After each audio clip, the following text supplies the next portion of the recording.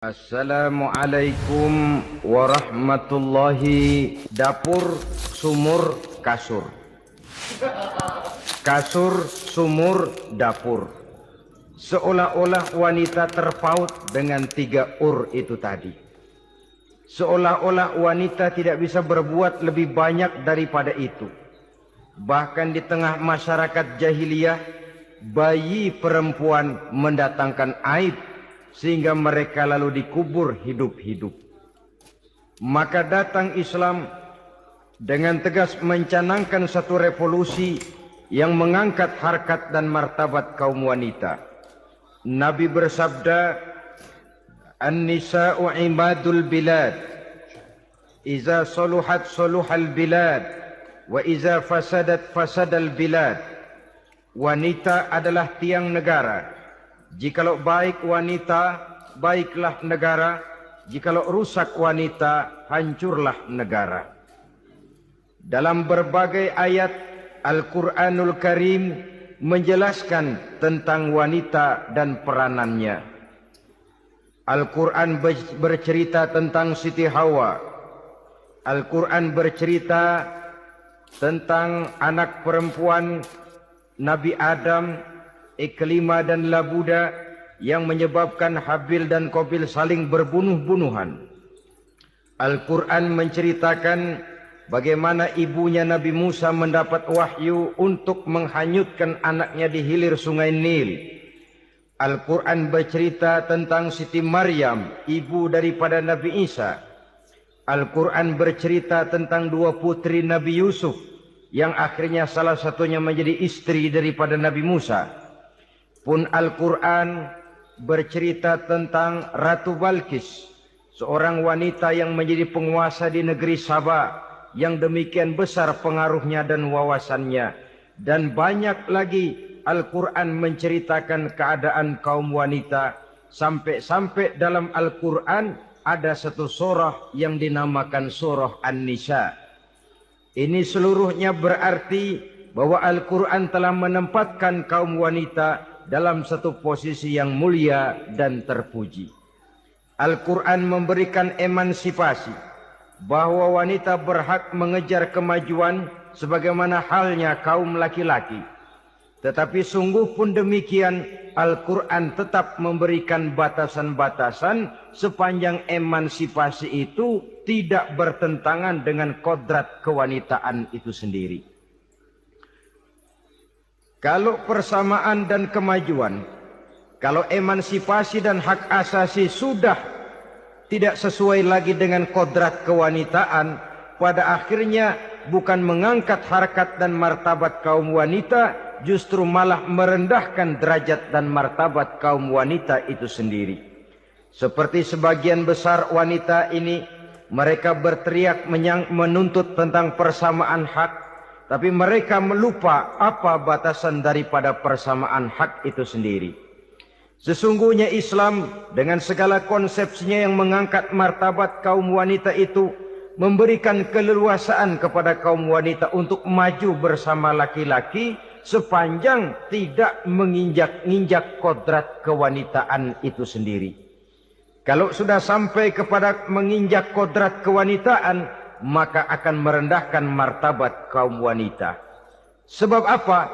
Secara fisik dan psikis, agaknya memang laki-laki sudah ditakdirkan oleh Allah untuk menjadi pembimbing bagi kaum wanita. Walaupun tidak tertutup kemungkinan wanita tampil sebagai pemimpin, tetapi dari segi fisik biologis misalnya, laki-laki itu diciptakan kekar, kuat untuk memikul dan melaksanakan tugas-tugas yang berat.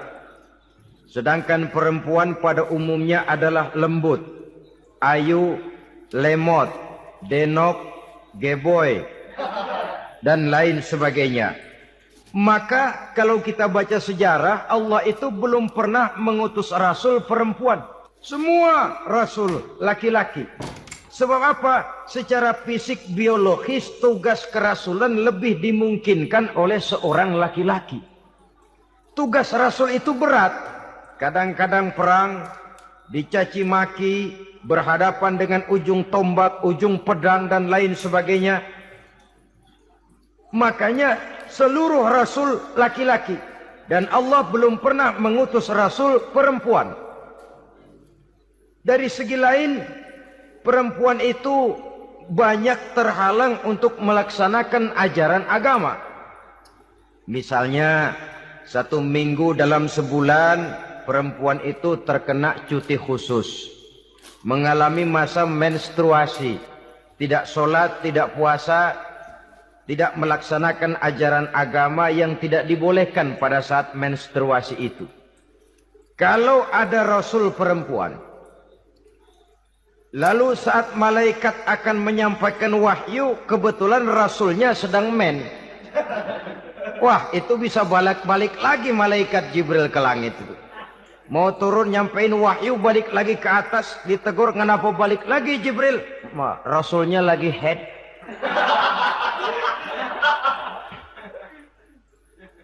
Atau pada saat agama dalam bahaya, agama dalam hinaan, agama dalam ancaman, rasulnya perempuan kebetulan sedang hamil besar. Apa lalu perang ditunda? Pengumuman perang ditunda saja sampai rasul melahirkan. Tentu lebih tidak mungkin lagi. Secara fisik, biologis, laki-laki lebih memungkinkan untuk melaksanakan tugas kerasulan ini. Maka seluruh rasul yang diutus Allah adalah laki-laki. Saudara hadirin yang saya muliakan, sungguh pun demikian, Islam itu mengangkat martabat wanita sedemikian tinggi sebagai tiang negara yang menentukan jatuh dan bangunnya negara, yang ikut mewarnai bahkan menjadi warnanya suatu negara. Walaupun peranannya memang tidak begitu kelihatan, tapi sesungguhnya amat sangat menentukan. Oleh karenanya, secara umum, emansipasi yang digariskan oleh Islam, emansipasi yang tidak bertentangan dengan kodrat kewanitaan di berbagai aspek kehidupan. Kalau sekarang emansipasi ini kelihatannya sudah salah pasang, salah kaprah. Bahkan belum lama kita menyaksikan bagaimana ada binaragawati. Di zaman sekarang perempuan sudah mulai angkat besi. Saya mulai mikir kalau perempuan sudah pada angkat besi, ini sudah tanda suaminya udah dekat dibanting-bantingin ini. Tahun-tahun mendatang mungkin akan menyusul perempuan mulai narik becak.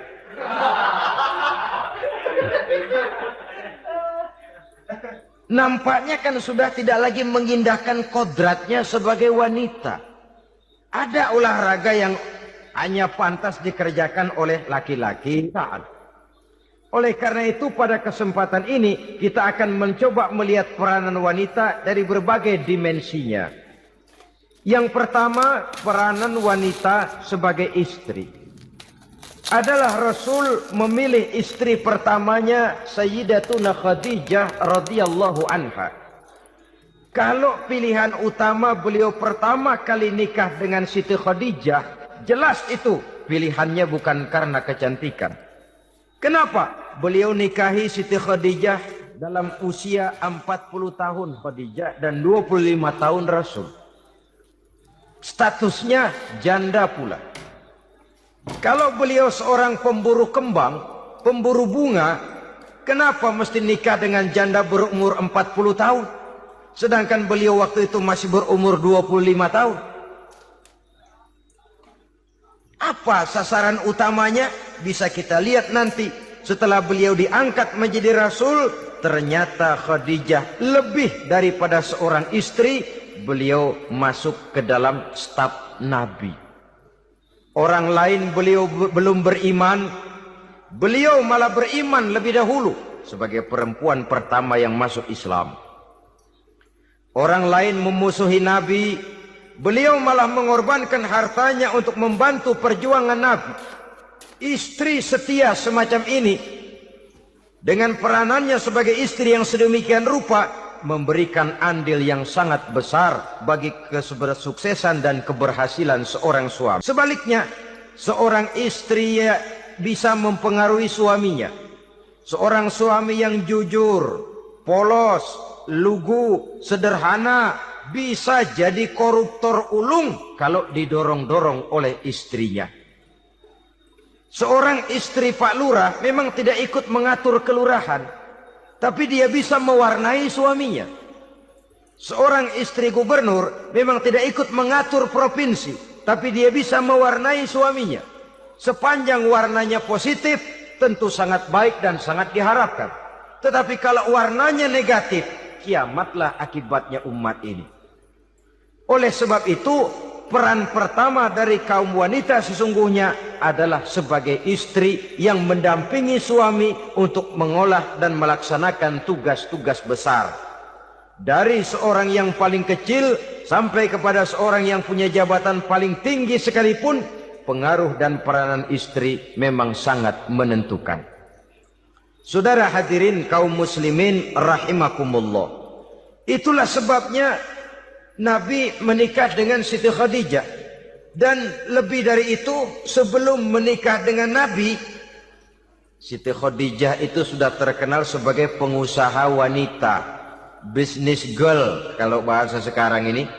Bahkan jaringan-jaringan bisnisnya tidak hanya Mekah saja, tidak hanya antar kota, bahkan sudah antar negara, dari Mekah ke Syam, dari Mekah ke Madinah dan lain sebagainya, yang bahkan kita tahu Rasul pada mulanya pun ikut membantu perdagangannya Siti Khadijah radhiyallahu anha ini.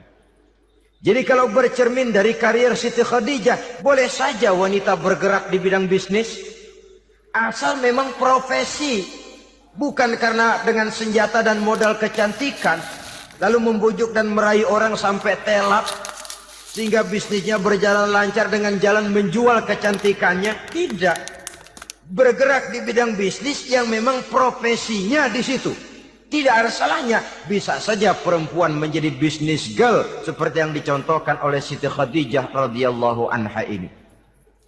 Sebab itu kontes-kontesan yang hanya bertitik kepada rupa yang ayu saja, rupa yang cantik saja, sesungguhnya bukan hanya tidak bermanfaat, tapi saya pikir juga sangat tidak mendidik.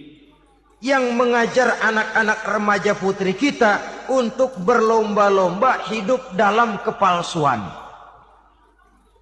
Alis mata palsu, hidung pesek dimancungin, palsu, operasi plastik. Alis matanya dikerik, bikin yang palsu. Tai lalat lagi bikin yang palsu. Gincu bibir dimerahin, palsu. Seluruhnya hidup dalam kepalsuan. Akan lebih baik kalau kita ini misalnya mengadakan kontes yang menitik beratkan kepada ketinggian IQ, kecerdasan, kemampuan, skill, keahlian dan kemampuan. Tidak hanya dititik beratkan kepada rupa yang ayu dan cantik semata-mata. Sebab di samping manfaatnya diragukan, juga sangat tidak mendidik buat generasi yang akan datang. Terutama ibu-ibu, peran utama wanita sesungguhnya adalah sebagai istri mendampingi suami dalam melaksanakan tugas-tugas besar. Satu hari, serombongan ibu-ibu pernah datang menghadap Rasul mengajukan satu resolusi. Protes kalau bahasa kita sekarang. Ya Rasul, ada apa bu? Kalau laki-laki sih enak. Enak bagaimana? Iya, kalau orang laki-laki sholat, perempuan sholat. Laki-laki puasa, perempuan puasa. Laki-laki pergi haji, perempuan pergi haji. Laki-laki menuntut ilmu, perempuan bisa menuntut ilmu. Tapi kalau laki-laki pergi jihad, perang membela agama, kami perempuan tidak bisa ikut jihad perang di medan pertempuran. Padahal pahala jihad sangat besar dan kami ingin mendapat pahala jihad. Tidak adil kalau begini ya Rasul. Izinkan kami pergi jihad. Ini perempuan di zaman Rasul. Kalau ada kebaikan tidak bisa ikut, rasanya rugi bukan main, lalu protes. Apa jawab Rasul? Beliau senyum. Ibu-ibu jangan khawatir. Walaupun ibu-ibu tidak maju ke medan perang, ada ibadah yang pahalanya sama dengan pahala jihad itu. Apa ya Rasul? Beliau menjawab, jihadukunna fi baitikunna. Jihadnya ibu-ibu, jihadnya kaum wanita adalah di rumah tangganya sebagai istri. Memasak makanan suaminya, mencuci pakaian istrinya, mengasuh, merawat dan membesarkan anak-anaknya, itu seluruhnya bagian daripada ibadah yang pahalanya tidak kurang dengan pahala jihad. Kenapa? Al-Quran itu memberikan sesuatu sesuai dengan kedudukannya.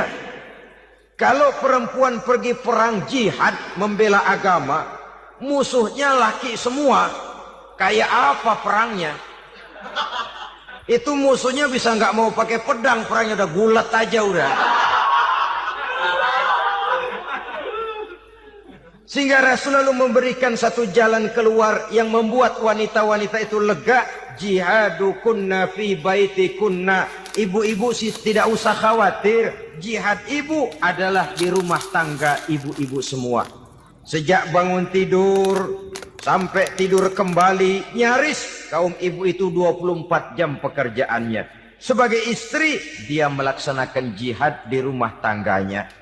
Peranan wanita yang pertama adalah sebagai istri yang walaupun tidak kelihatan dan menonjol seperti halnya laki-laki, tapi sangat mewarnai, bahkan menjadi warna dari tugas apapun yang dihadapi oleh suaminya.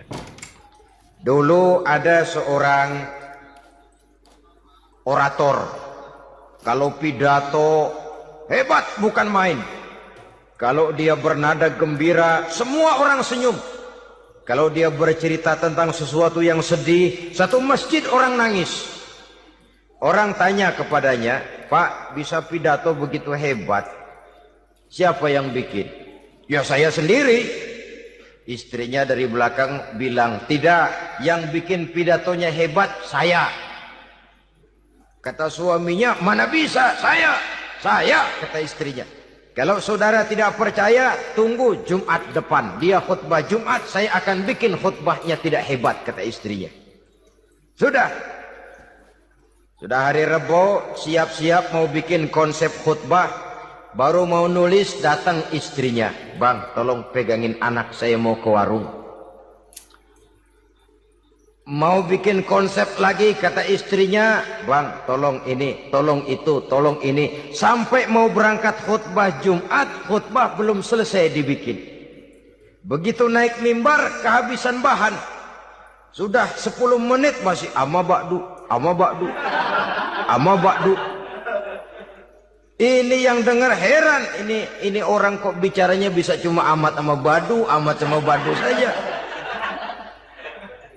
Di situ kelihatan saudara-saudara betapa peran serta istri yang walaupun tidak kelihatan oleh pandangan mata yang zahir, tapi teramat sangat menentukan. Sekali lagi, tidak ada seorang suami bisa sukses jadi apapun dia tanpa peran serta istrinya di rumah. Tidak ada kemajuan yang bisa diperoleh kalau tidak karena peran serta istrinya di rumah. Tidak ada kesuksesan yang bisa diraih tanpa keikutsertaan daripada istrinya di rumah. Walaupun suaminya yang dikenal orang, suaminya yang dipuji orang, suaminya yang disanjung orang, bagian besar tetaplah saham dan andil daripada istrinya yang di rumah itu. Ini makna an-nisa imadul bilad. Wanita adalah tiang negara. Jikalau baik wanita, baik negara. Jikalau rusak wanita, hancur negara. Karena wanita, negeri Sabah menjadi terkenal, tentram, aman, wawasan politiknya luas. Seorang semacam Cleopatra bisa menaklukkan Julius Caesar. Dan begitu selanjutnya. Banyak cerita-cerita betapa wanita yang berperan di belakang layar ini bahkan bisa menggoyangkan negara. Bahkan yang paling dekat saja contoh dengan kita, Senator Gary Hart. Saudara masih dengar tentu itu. Betapa harus terpaksa mengundurkan diri dari pencalonan presiden Amerika karena kasusnya dengan Donna Rice itu, dengan hostess itu. Betapa di sini seorang perempuan atau seorang wanita sanggup membongkar seseorang yang punya masa depan ceria untuk menuju kursi kepresidenan dari suatu negara adidaya seperti Amerika bisa gagal berantakan karena skandalnya itu. Apa penyebabnya? Wanita. Tapi wanita juga bisa menyebabkan menjadi cambuk majunya laki-laki. Wanita juga bisa menghancurkan dan mengubur laki-laki. Saudara hadirin yang saya muliakan, ia memang kelihatannya makhluk yang lemah, tapi di balik kelemahannya itu sesungguhnya dia bisa menelan laki-laki yang bagaimanapun besarnya.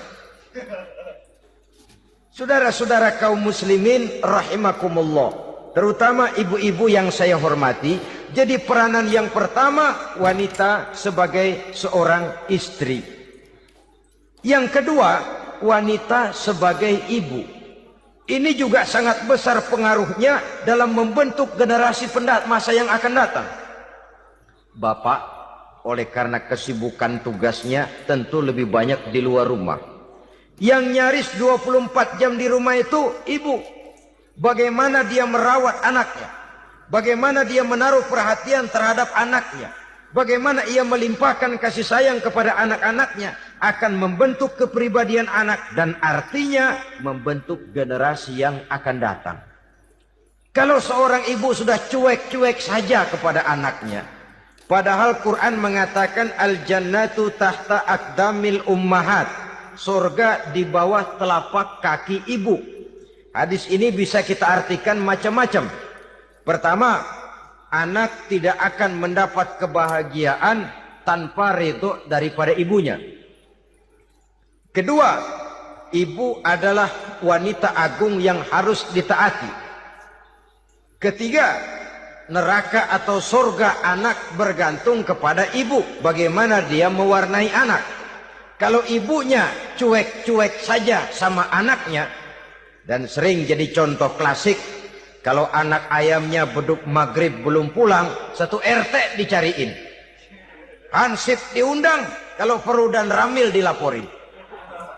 Tapi kalau anak gadisnya jam 12 tengah malam belum pulang, ibu tenang-tenang saja, Pak. Tidak tergerak dan tidak tertarik hatinya. Ya tentu tidak semua. Kalau sudah begitu, bukankah hakikatnya ibu sudah menciptakan neraka buat anaknya sendiri? Khalil Gibran dalam satu tamsil yang indah pernah mengatakan, kalau kita diberikan sebutir mutiara, sebutir intan, dan intan itu sebutirnya sebesar telur ayam, benda yang sangat langka dan berharga, tentu kita sayang intan atau mutiara itu. Kita jaga baik-baik. Kita simpan dalam kotak. Kotaknya kita kunci. Kotak itu kita simpan di dalam lemari. Lemarinya kita kunci lagi. Lemarinya ada di dalam kamar. Kamarnya pakai pintu. Pintunya kita kunci lagi.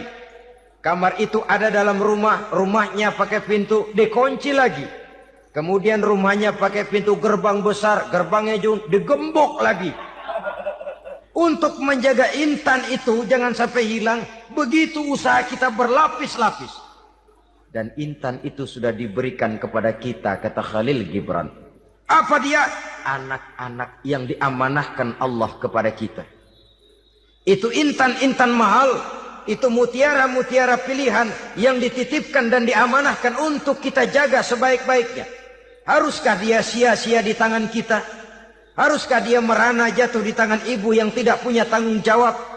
Saudara hadirin yang saya muliakan, oleh karenanya peranan sebagai ibu ini sangat menentukan bagi pembentukan generasi yang akan datang. Salah ibu mengarahkan anak, akan lahir generasi mendatang yang tidak kita harapkan. Sehingga Nabi bersabda, kullu mauludin yuladu 'alal fitrah fa abawaihi yuhawwidanihi aw yunassiranihi aw yumajjisanihi. Setiap bayi dilahirkan dalam keadaan suci. Setiap bayi dilahirkan dalam keadaan bersih, tidak punya dosa. Islam tidak mengenal dosa warisan. Semua saja bayi lahir dalam keadaan suci dan bersih.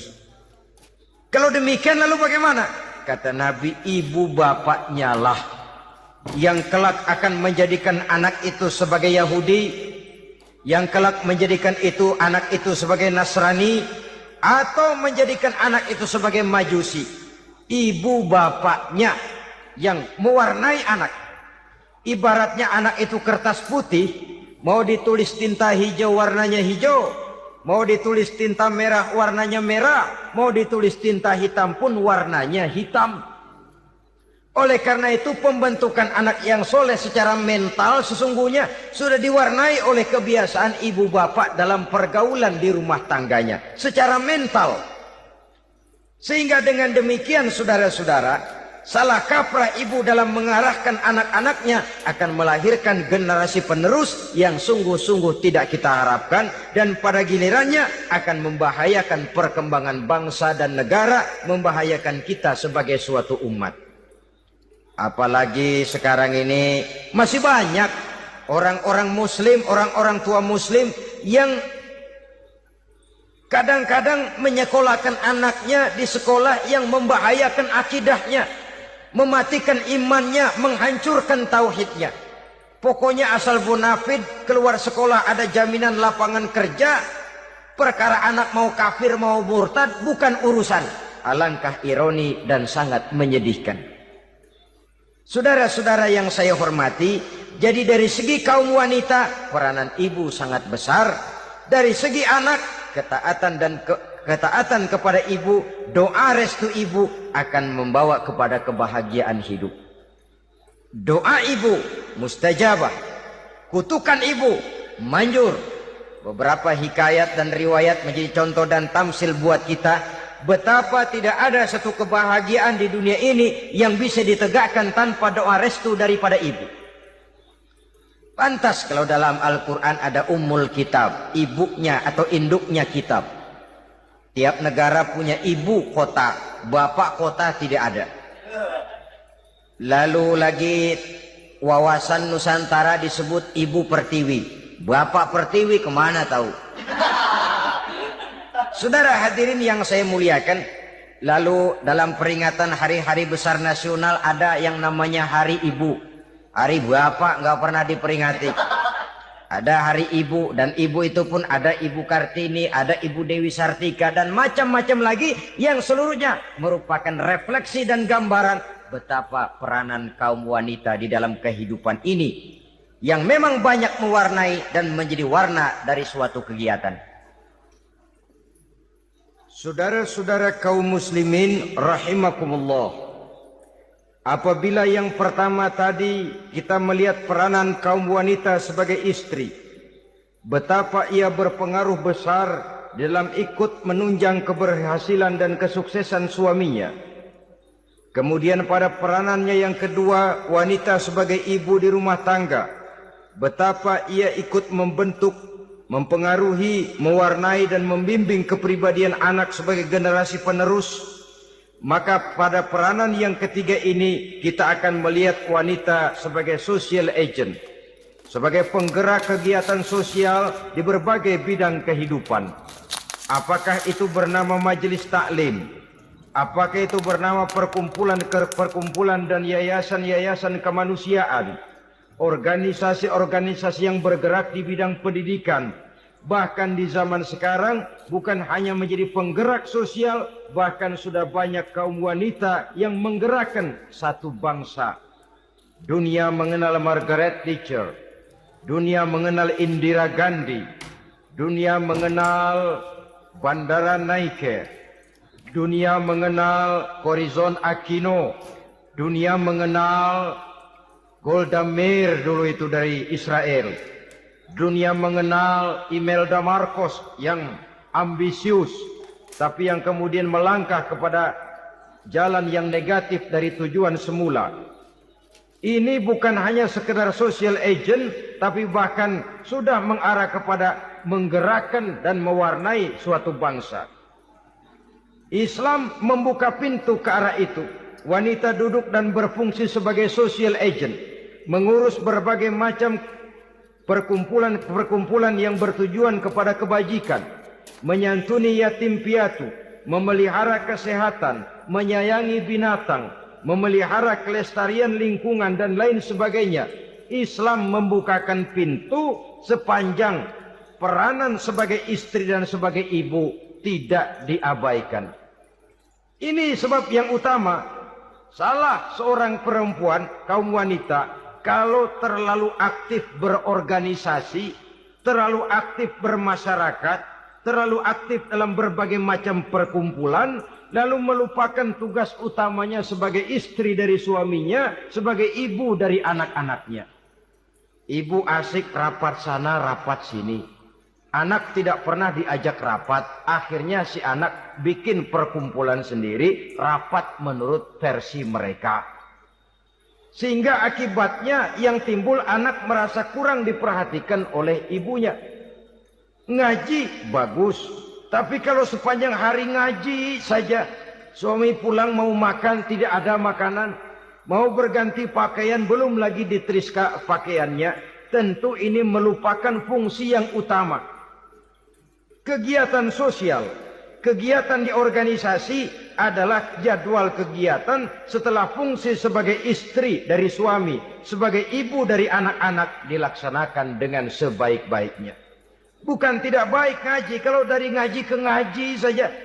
Bangun tidur ngaji, jam 7 ngaji, berangkat jam 11. Sholat zuhur berangkat ngaji lagi, pulang sore, malam ngaji lagi. Suami tidak terurus, anak-anak pun terbengkalai, rusaklah rumah tangga.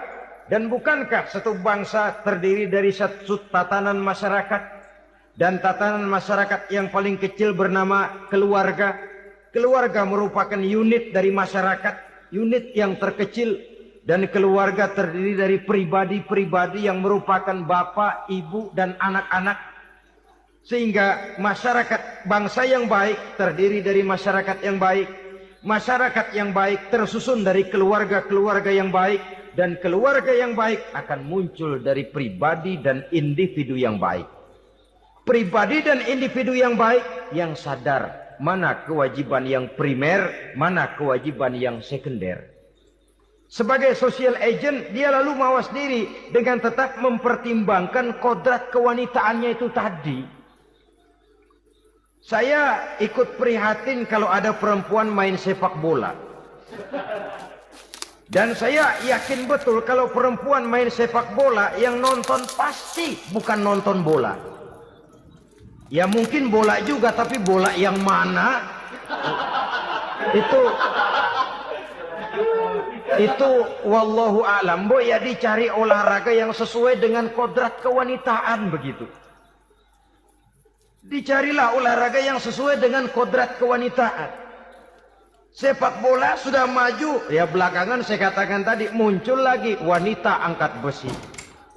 Belakangan bisa kita bayangkan wanita main tinju.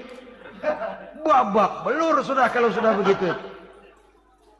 Kemajuan dengan melupakan kodrat kewanitaan akan menyengsarakan kaum wanita itu sendiri. Silahkan maju menjadi social agent, menjadi penggerak di masyarakat. Para istri Rasul bisa kita jadikan satu figur. Siti Khadijah, figur sebagai istri pendamping.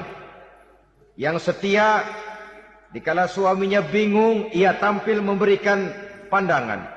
Dikala suaminya bingung, ia memberikan tanggapan. Dikala suaminya dimusuhi orang, ia menampakkan kesetiaannya. Kau tidak sendiri bang, aku di sisimu.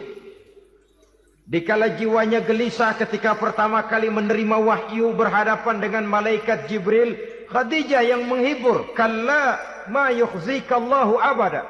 Tidak apa-apa bang, Allah tidak akan menyusahkan kau untuk selamanya. Tenang sajalah, tenang. Abang orang baik-baik, Allah tidak akan menyengsarakan abang. Peran sebagai istri. Dan Rasul mantap. Sehingga bertahun setelah Khadijah wafat, selalu terkenang dan dikenang oleh Rasul. Pernah satu saat beliau itu seperti orang melamun. Aisyah tanya, kok seperti ngelamun bang? Iya kata Rasul, saya seperti mendengar suara terompahnya Khadijah di surga. Padahal Khadijah sudah lama wafat. Aisyah mendengar itu rada sedikit manyun. Kata Aisyah, bang cukup sekali ini saja, jangan sebut-sebut lagi nama itu ya. Cemburu rupanya. Ya soal cemburu sih nggak bini Nabi, nggak bini kita, namanya cemburu. Perempuan mesti ada. Apa jawab Rasul? Ya Humairah, Aisyah, haruskah saya melupakan seseorang yang dikala orang lain memusuhi saya, dia mati-matian membela saya. Dikala orang lain mau membunuh saya, dikorbankan hartanya untuk membantu perjuangan saya. Mestikah saya melupakan orang yang begitu baik? Tidak, Aisyah. Sepanjang nafas masih ada, sepanjang itu saya tidak akan bisa melupakan Khadijah sayang. Peran sebagai istri Khadijah ini. Peran sebagai istri. Suaminya bingung, istrinya memberikan hiburan. Kadang kan tidak, suami bingung, istri bingungan lagi. Ya sudah, mari ramai-ramai kita bingung sudah. Bukan mencari jalan keluar, yang sudah bingung malah ditambahin bingung lagi. Saudara hadirin yang saya hormati, lalu figur Siti Aisyah, muda, cantik, kreatif, cerdas. Kalau bahasa sekarang barangkali wanita karier ini. Ini figur-figur. Jadi punya keistimewaan masing-masing. Sehingga ada pilihan. Ya tentu orang mencari istri itu kan karena ada dasar pilihan.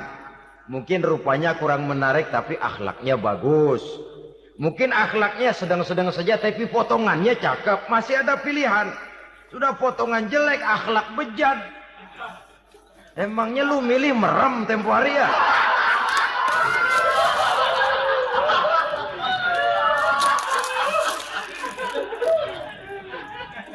Sudah nggak ada pilihan apa-apa. Lalu ada istri yang punya keistimewaan karena sifatnya yang sabar. Ada yang wataknya itu pemurah. Ada yang sifatnya itu belas kasih. Pendeknya dari istri-istri Rasul kita bisa menemukan figur-figur wanita teladan. Sehingga keliru kalau kaum orientalis barat mengatakan Rasulullah itu katanya sesungguhnya adalah seorang seks maniak. Istrinya banyak. Oh ini memang bajingan ini orientalis ini. Kalau Rasulullah itu seorang seks maniak, tentu yang dinikahinya itu pertama jelas gadis semua. Yang kedua tentu cantik-cantik semua. Dari istri-istri beliau yang dikawininya dalam keadaan gadis cuma Siti Aisyah. Selebihnya janda. Apa pertimbangannya? Menyantuni yatim-yatimnya. Mengayomi janda-janda yang ditinggal suaminya gugur di medan perang. Untuk memperkuat keimanannya. Itu pilihan utama Rasul. Kita sekarang ini ya ngakunya sih ikut sunnah Rasul. Cuma sunnahnya urusan kawin melulu. Ada duit sedikit, kawin maning, kawin maning. Ditanya orang kenapa kawin melulu sih mas, sunnah Rasul. Bukan main. Kalau sudah urusan kawin pahlawan betul sunnah Rasul. Padahal kawin lagi dalam Islam itu sungguh pun boleh tapi tidak diperintah. Tidak diperintah, memang cuma boleh. Itu kalau dalam pesawat itu cuma semacam emergency exit lah ya. Yang tidak boleh sembarang waktu bisa dibuka. Kalau memang sanggup berlaku adil, tafadhol. Kalau tidak, satu juga nggak habis. Lagian saya kira perempuan itu kan cuma perbedaan rupa saja, perbedaan selera saja. Seperti singkong dengan sate, bedanya kan cuma di tenggorokan. Kalau sudah masuk ke perut, kenyangnya kan sama.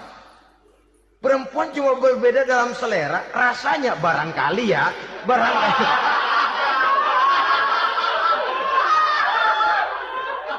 Barangkali tidak jauh beda.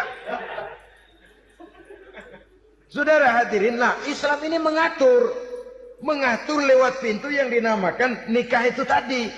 Sehingga dengan demikian bisa dinikmati secara tenang, tentram. Tidak usah manusia ya, kucing saja. Coba lihat kucing. Kalau ikan dia boleh nyolong kucing itu, boleh curi, makannya nggak tenang kucing. Coba lihat ini. Asal dia nyolong ikan, makannya juga mindik-mindik. Matanya nengok kiri, nengok kanan. Ada sedikit gerusak, kabur.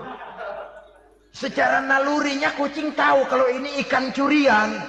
Makannya nggak tenang dia. Tapi kalau ikan kita kasih, kucing anteng, geledek juga nyamber, manteng aja dia. Nalurinya mengatakan ini ikan dikasih sama yang punya, tenang dia. Saudara hadirin yang saya hormati, orang juga gitu. Kalau hubungan suami istrinya sudah sah, diikat dengan akad nikah, tenang, anteng, nggak gerasak gerusuk, nggak kayak diubur-ubur maling. Anteng aja, dan yang ngintip juga gua cuek aja udah. Biarin aja dia ngintip, capek sendirilah.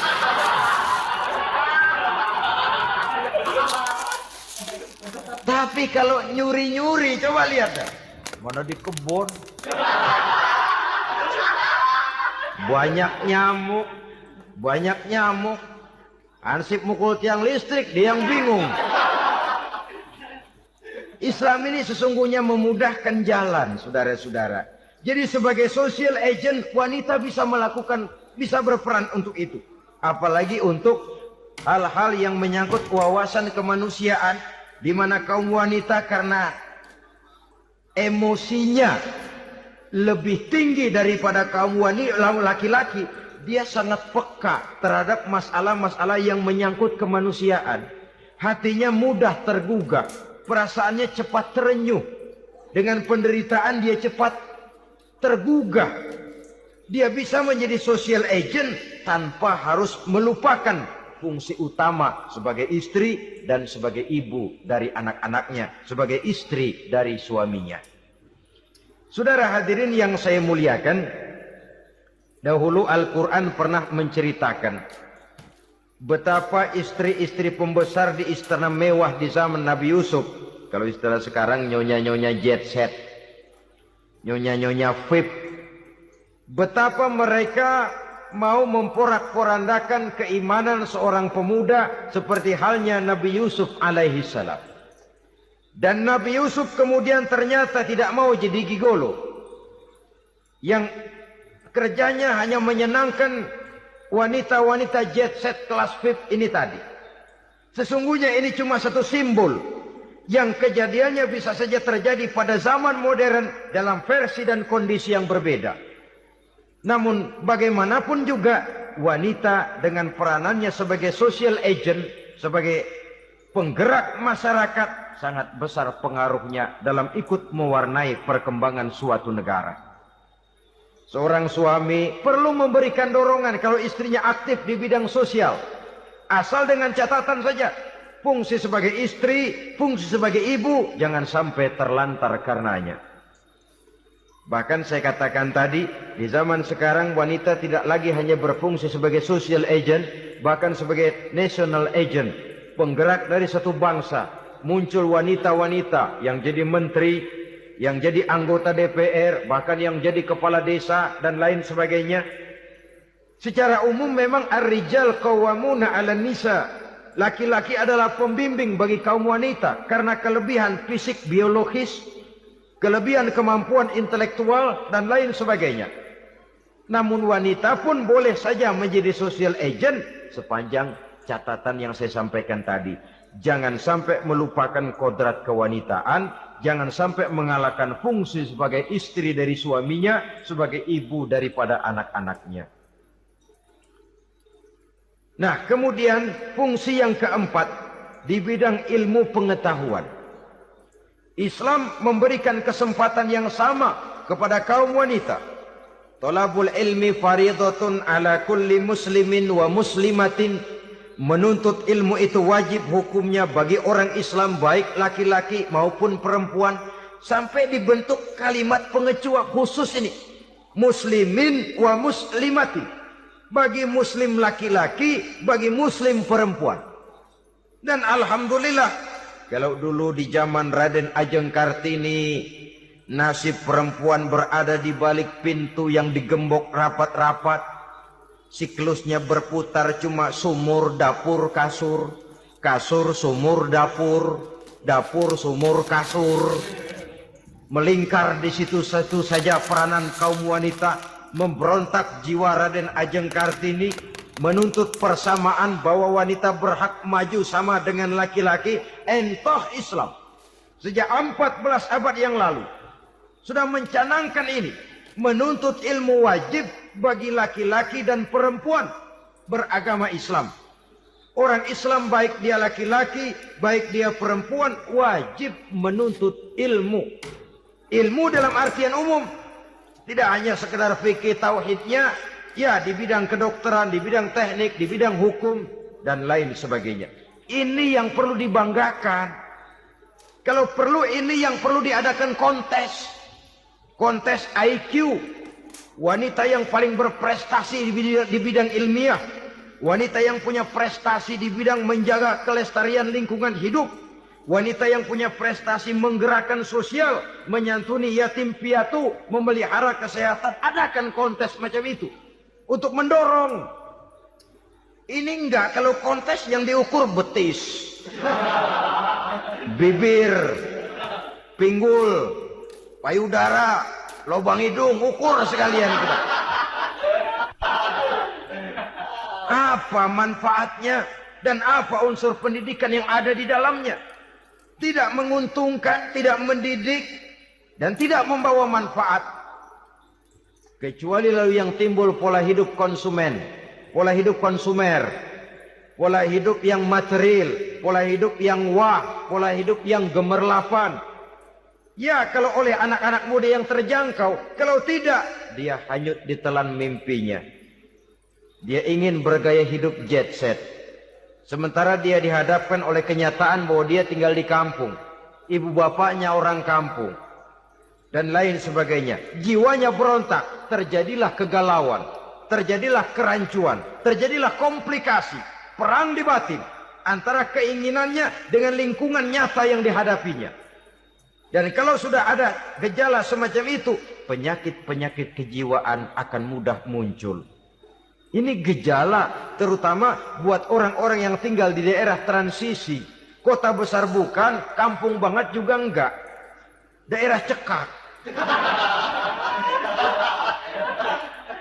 Akibatnya gayanya ya sering gaya enggak karu-karuan. Gaya kepalang tanggung jadinya. Saudara hadirin yang saya muliakan, akhirnya apa? Santri, tapi lagunya kayak koboi. Koboi, tapi sesungguhnya santri. Saudara hadirin yang saya hormati. Maka di bidang ilmu pengetahuan wanita mempunyai peranan yang sangat besar. Dia bisa tampil dengan karya-karya ilmiahnya yang membawa manfaat bagi perkembangan agama, bangsa dan negaranya. Majulah kaum wanita dengan ilmu pengetahuan. Tuntutlah ilmu seluas-luasnya. Kita hidup di satu negara yang merdeka. Kita beragama yang memberikan satu keyakinan bahwa menuntut ilmu merupakan kewajiban. Bahwa peranan wanita tidak hanya di belakang dapur. Lain sebagainya yang seluruhnya terpantul dari dinamika kehidupan kaum wanita. Saudara-saudara kaum muslimin rahimakumullah. Kemudian yang kelima, peranan wanita dalam bidang agama. Kita bersyukur sekarang ini gejalanya dimanapun pengajian biasanya lebih ramai pengajian ibu-ibu dari bapak-bapak. Peringatan hari-hari besar keagamaan biasanya lebih ramai ibu-ibu daripada bapak-bapak. Pengajian ibu lebih ramai. Padahal kalau bicara sibuk, lebih sibuk ibu daripada bapak misalnya. Kalau sudah pengajian bapak-bapak, biasanya pengajiannya ramai cuma 3 giliran itu. Pembukaan, maulid, penutupan. Kalau sudah yang rutin pengajian tiap minggu, 3 pojok yang ngaji. Yang atu nguap, yang atu pules, yang atu ngiler. Saudara hadirin yang saya muliakan, ada badan kontak majelis taklim yang merupakan wadah daripada kegiatan ibu-ibu. Ada Ittihadul Muballighat, Persatuan Muballighat. Ada Persatuan Para Asatizah. Dan macam-macam lagi peranan ibu-ibu di dalam kehidupan beragama. Tapi sesungguhnya harus dimulai dari bagaimana si ibu mewariskan jiwa agama kepada anak-anaknya di rumah tangganya. Kalau itu gagal, dia mau melangkah ke masyarakat, dia sudah gagal sejak awal sesungguhnya. Keberhasilannya dia menata masyarakat akan mengakibatkan dia nanti bernasib seperti Nabi Nuh. Berhasil mengajak beberapa orang kafir mengikuti ajarannya, tapi gagal mengislamkan putranya sendiri Kan'an. Bukan tidak berusaha, tapi memang Allah sudah menghendakinya sedemikian untuk menjadi contoh buat kita semua. Yang penting orang tua berusaha dan berikhtiar. Kalau sudah berusaha dan berikhtiar, anak ternyata memang sulit diurus, barangkali memang fotokopinya Kan'an tuh anak. Ya orang tua kalau sudah berusaha, ya tawakallah. Jangan belum berusaha lalu berkata, jangan anak kita, anak Nabi aja ada yang bengal. Ngajar tidak mau, mengajar anak tidak mau, mendidik anak tidak mau, lalu mencontoh Nabi, salah kaprah namanya. Kaum wanita bisa berperan di dalam agama. Ketika Rasul hijrah, itu kan beliau tidak langsung ke Madinah. Dari Mekah itu beliau mengambil jalan arah ke kiri menuju Gua Sur. Ini dalam strategi militer punya makna sendiri. Jenderal yang ulung, ahli strategi militer ini. Di Gua Sur sana beliau tinggal 2 hari 3 malam. Siapa yang membawa makanan ke Gua Sur? Siapa yang menjadi kurir untuk mengintai kegiatan-kegiatan Quraisy setelah Nabi berangkat hijrah? Asma, putri Abu Bakar Siddiq radhiyallahu anhu. Jadi kurir, jadi spion, membawa makanan untuk Rasul dan ayahnya di Gua Sur. Ini peranan wanita. Di tengah bahaya, di tengah keadaan posisi terjepit, Rasul di dalam gua, diamatinya keadaan Quraisy, dilaporkannya kepada Rasul. Jasa seorang wanita bernama Asma, putri dari Abu Bakar Siddiq radhiyallahu anhu. Rabi'atul Adawiyah, seorang sayyidah sufiyah, ahli tasawuf yang terkenal dengan ajaran cintanya kepada Tuhan.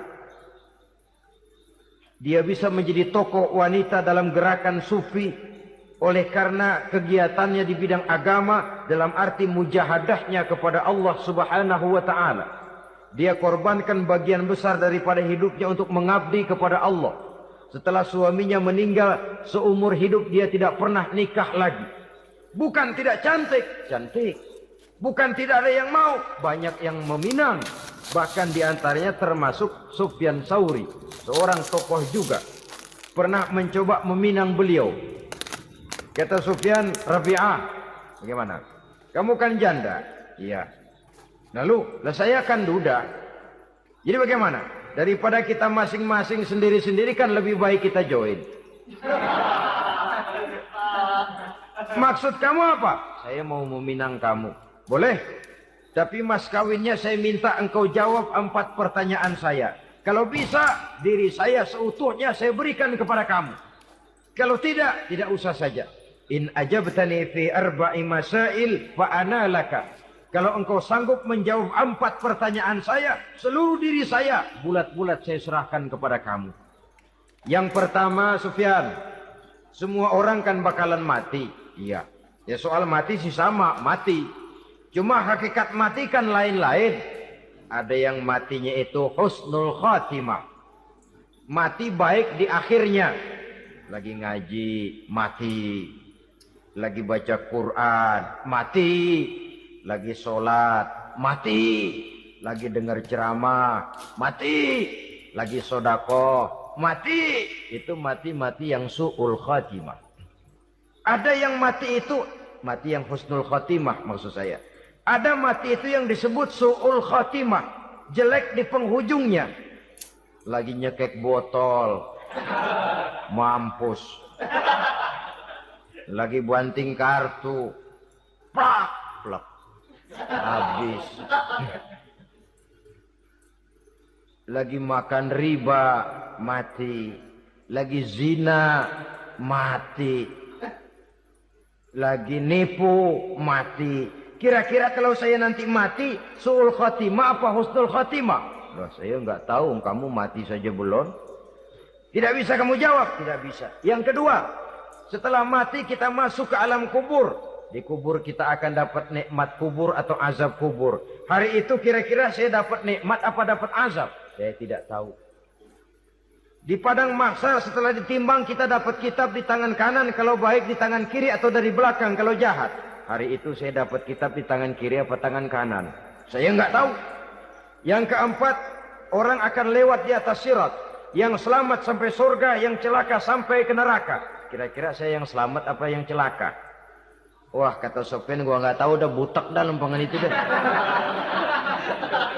Kalau kau tidak tahu, Sofyan, tidak bisa jawab 4 pertanyaan ini, maaf saja, lamaranmu saya tolak dan saya tidak akan nikah. Ini yang saya khawatir. Maka dia terkenal sebagai Sayyidah Sufiyah, tokoh wanita dalam dunia sufi. Dan artinya wanita bisa berperan banyak dalam bidang agama. Sebagai pengasuh majelis taklim, sebagai pengasuh yatim piatu, sebagai gerakan-gerakan keagamaan yang positif dan lain sebagainya. Ini dimungkinkan karena Islam menunjang harkat dan martabat kaum wanita. Maka majulah kaum wanita Islam Indonesia dengan tetap menjaga kodrat kewanitaannya. Inilah yang kita sampaikan pada kesempatan ini. Terima kasih atas segala perhatian. Mohon maaf atas segala kekurangan. Wassalamualaikum warahmatullahi wabarakatuh.